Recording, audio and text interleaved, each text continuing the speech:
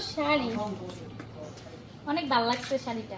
কি করো গা রাস্তায় যায় ওকে নাচো গা কি হয়েছে, তোমার সমস্যা কি? শাড়ি এটা 8,000 টাকা কিনে এনে দিছি কালকে। এই শাড়ি পরে কত সুন্দর ভাল লাগতাছে, মনটা ফুরফুরে। আর এমবুরে আমি মরি না খায়া তোর এটা বরাদ্দ নাই রে। ওই জামাইটা ডাক দেন করে ভাত খাওয়াই। তো তোমার তো সময় হয়েছে, ভাত খাইবাই। চলো চলো ভাত খাবো। চলো আসো। এই দাঁড়াও, ভাত খাইবা না?